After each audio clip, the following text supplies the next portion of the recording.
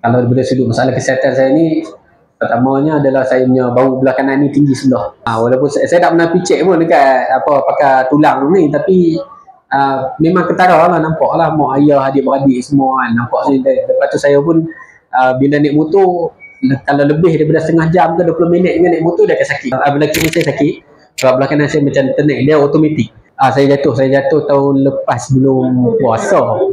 Saya jatuh tak teruk pun je. Saya jatuh bawa motor 40 lah. 40 corner nak elok kereta, saya jatuh sebelah kanan. Cuma luka, pergi klinik. Doktor tanya ada patah sakit apa, saya kata tak ada, dia pun tak x-ray. Kita pun kena dia lah ambil makan ubat pun, tapi lama kelamaan dia straight, dia jadi secara semua jadi. Saya punya bau tu semakin sengit. Semakin sengit ke kiri. Jadi ada kawan kata orang Pulau Pinang dia ingin mamak ni musibat sikit, dia punya bahasa. Dia kata dosa anggut banyak belah kiri. Alhamdulillah sekarang saya pun bau pun dah makin elok. Cuma motor tak test naik lagi.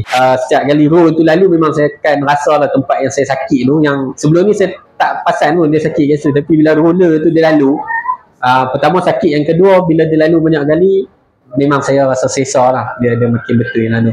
Yang sekarang ni saya tengah hadap lagi selain daripada tulang tu, GERD dengan gastrik. Dulu saya sampai dah masuk skop, mulut masuk, punggung pun masuk dekat hospital Taiping JH, sebab ada buang air besar berdarah apa semua. Jadi makan ubat doktor, pantang makan apa semua, orang kata apa, ada lah perubahan, tapi dia perubahan macam tu lah, dia slow.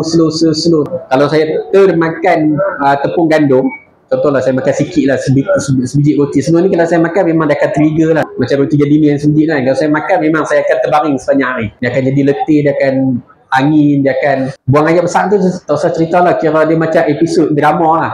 Seminggu adalah, kalau seminggu 7 hari ada dalam 3 kali, seminggu kadang 4 kali dia tak teratur. Lepas tu GERD saya tu sekarang ni dia serang dengan anxiety kan. Hari ni dah masuk hari ke-12 saya Michael Sirajem.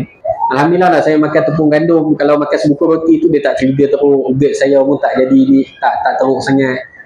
Buang air besar pun tengok sekarang ni setiap hari ada orang kata boleh buang lah. Anxiety saya pun, anxiety tu biasalah dia berbanding dengan fikir kita punya persekitaran kawan tu. Alhamdulillah lah makin boleh jadi kawan lah. Jadi satu lagi saya hadap insomnia supaya nak tidur sebelum ni.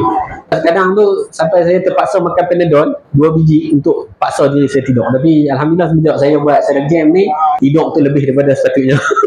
makin mudah tidur. Allah Ta'ala dorongkan saya dengan mak ayah saya, kami main try Sirajem. Daripada sudut kesihatan mak ayah saya antara pesakit yang buat stand jantung tu, sebelum ni buat ayah dengan mak ni selalu sakit belakang pada buat kerja rumah.